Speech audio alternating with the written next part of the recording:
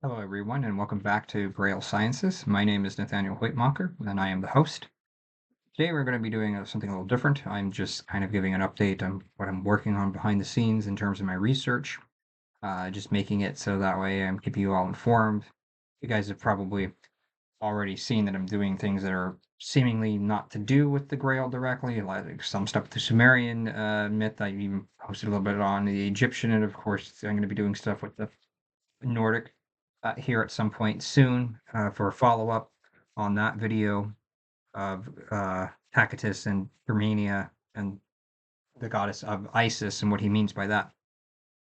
Now, the reason why I'm doing all this is because there are multiple different elements to the Grail lore and tradition that's going on here, and they all kind of coalesce into various different parts for that and whatnot. We've talked about briefly in one of my videos is the Grail is not what you think, um, and you've been lied to about it. Basically, is that you have Graal, which is the science of ancient Sumerian stuff with it, which I'm starting to build up there for what's happening.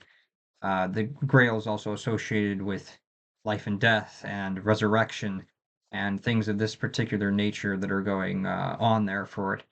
Hence the three videos that I did in the Sumerian tradition with the living resurrection idea that's going on there, with Inanna going into the underworld and then coming back, and then Demuzid, and then of course Gilgamesh's search for immortality and whatnot. The also known as the Epic of Gilgamesh. So I'm doing this because there's all these elements are going to come back and play into one another for what's happening there. Uh, Isis, the goddess of the Egyptians, she's for the Egyptians. She's associated with that. She has a mystery cult that's associated with her and Osiris specifically. That's going on there with it, of course, too. That had to do with the living resurrection notion of things or what's happening there with it. So, the Grail in certain stories gives eternal life and whatnot. This is a spiritual understanding, not a literal understanding of eternal life. And but it can also take life away. That's the question that Parsifal has to ask, and whatnot. Who does the Grail serve, and whatnot? So I'm looking at these things or what's happening there. They're going to be broken up into different seasons and whatnot. They'll be by playlist. But everything that I'm doing is still directly related or indirectly related to the Grail tradition in some form or another. And this will become more and more apparent as we go through the various different episodes. So that's kind of one of the things that I'm working on there with the um, I don't want to give away what's happening on terms of the Nordic side of things or what's going on there, but that particular goddess that we're going to be looking at fulfills the same role as Isis, and Isis is the same role fulfiller that is going on with it in terms of Inanna as well. So all of this is kind of playing out on that same level for what's happening there with it. You're going to have the same thing for the Gaelic and Celtic traditions that are coming out of it too. They have their own goddess that fulfills the same general role and that kind of thing for it.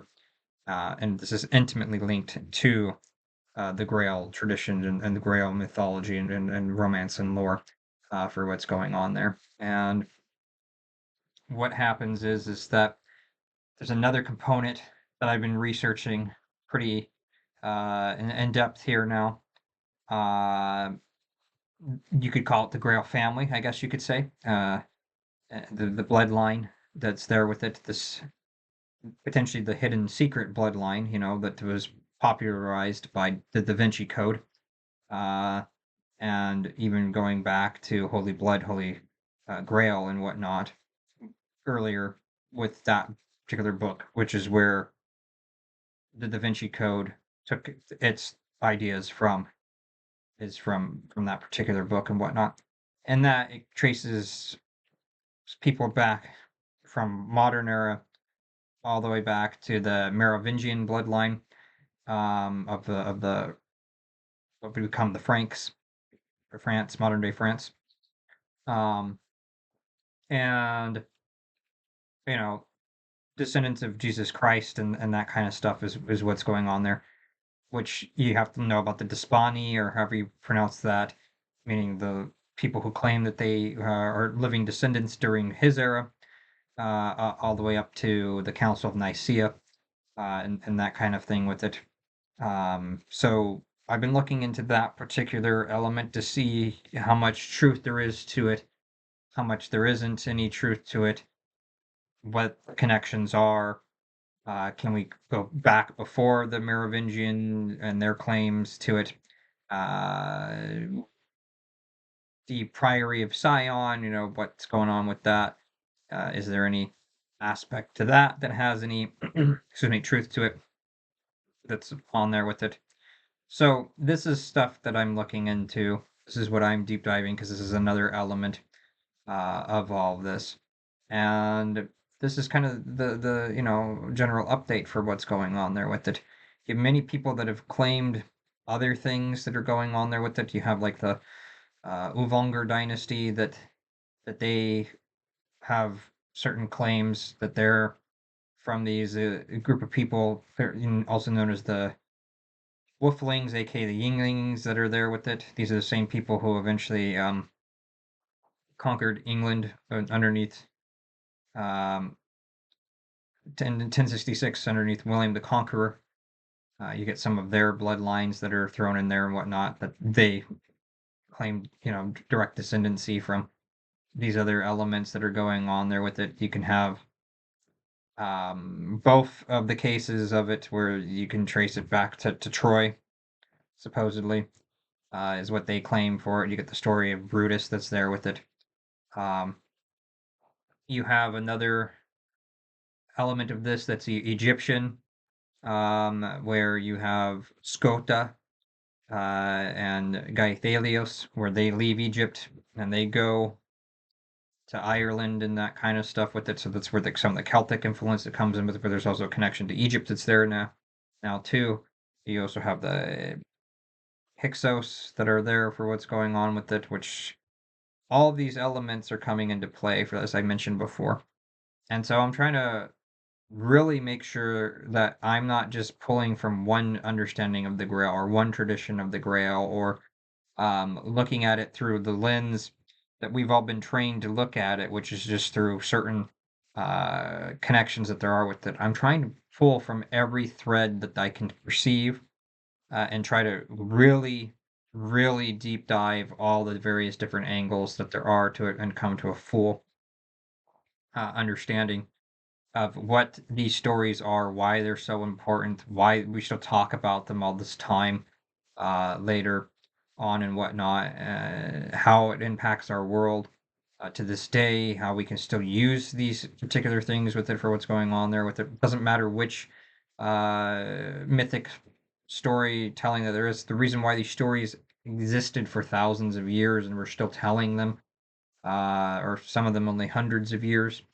is because of it's deeper than that. They represent truths that have to do with us and our inner landscape and our inner world and how we can use that to interact with the outer world and all these other things. That doesn't mean they don't also represent other external forces in nature or these other archetypal things or whatever, and that there aren't historical aspects to this or whatever. There's that component as well, but some of these other elements go much deeper, and that's the reason why these stories last so long, and that they just take so long to understand because it's about your own Grail quest and your own Grail journey and whatnot, and then you can become, the guardian of the Grail yourself if you want to, or a Templar perhaps, or even a knight or a dame or whatever you want to do that. I don't really care what your motivation is for it. The whole point is that even today we say the Holy Grail like that's the holy grail of whatever field it is. Like it's the ultimate goal to achieve, and that's what it is.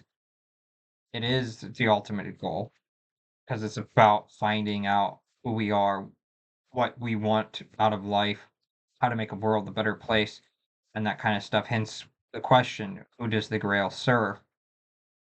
Are you using its properties? Are you using your life force? Are you using your stuff for good, for evil? Are you doing it for chaos? Are you doing it, for putting things in order? Are you making it so that way you're doing things that are the proper nature for your heart and whatnot, and your conscience, or are you going against that?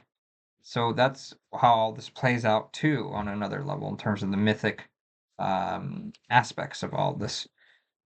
So this is what I've been working on. This is what I've been studying in some capacity or another my entire adult life, basically. I didn't know that all these various different um, histories, esoteric knowledge that I was studying, mythologies and whatnot, were all interconnected when I first started this journey.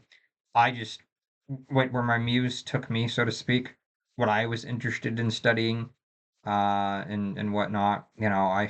I've went to in different directions. At one point, I was studying Sumerian. At one point, I've been studying the Nordic. At one point, I've been studying the Celtic and whatnot. I've been studying the ancient Egyptian and the Japanese and Hindu and Vedism, which that tradition I also grew up in, Buddhism, etc. That's going on there with it. I've studied some Rosicrucian and some Freemason related stuff, or some Kabbalah related stuff, or what's going on there. The Hermetic tradition, a lot of stuff that's been going on with it, but they all are interconnected in some form or another. Some of it is barely anything, but some of it is a lot that's connected to it. And this is why I'm doing it. It's what I'm passionate about. It's what I like. It's what I enjoy doing. And I also see the deeper meaning behind it. What these stories are trying to tell, at least in part. I'm not saying I understand everything because I wasn't the one that wrote them, but I see a lot of what is there, and they've changed my life in terms of me learning how to be a better person and how to take the parts of these things that really resonate deeply with me and make it so that way, I try to do better for myself and do better for the world around me that's going on with it too. You know, I don't have any control over what other people do. I can try to influence them like I'm doing now by putting these videos out and doing these podcasts and showing up on other people's podcasts and whatnot and trying to make the world a better place with what resources I have. But that's all I can do. I only have control over my direct actions and whatnot, just like everybody else does. And I want to make it so that way my heart, my conscience is as light as a feather, which is why I have that behind me all the time as a reminder as a daily reminder to make it so that's the case for what I want from it. I view it as one of the most powerful images that I've ever come across in terms of what it represents. So anyway, this is what I've been working on.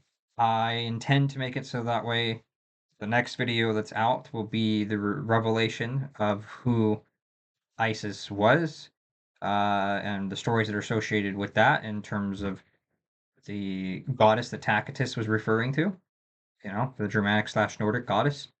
And that'll also help us in terms of understanding more of the Grail later on. And you could even decide later on that you want to watch all the videos, or you can just choose the particular variants that you want. Maybe you're only interested in the Arthurian tradition. Maybe you're only interested in the Nordic tradition, or the Celtic tradition, or the Sumerian, or whatever. I'm going to be touching on all these various different ones. Um, but they're all interlinked.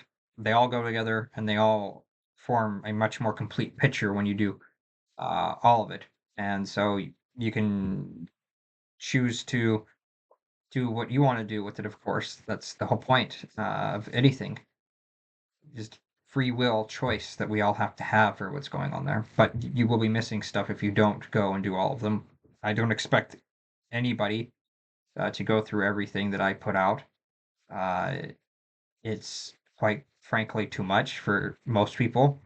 Um, but for anybody who wants to have as much of the story as I have been able to uncover, uh, stay tuned for what's going on. And I thank you all for those of you that have supported me, with either a like or a subscription, or even making it so that way they've donated to me in terms of buying me books. and whatnot. You know, I have a couple here that people have purchased from me from my Amazon wish list and whatnot, that help me continue to do these studies and do these videos and that kind of stuff, which I'm eternally grateful for, on that front. And then I even have some people that send me money, in terms of buy me a coffee or whatever the case is. So thank you to all of you that have done that. I really appreciate that. Um, you guys, I hope you're enjoying, for those that are listening to this, what's going on. And I'll see you all in the next one, for those who want to continue on this journey together and whatnot. Thank you.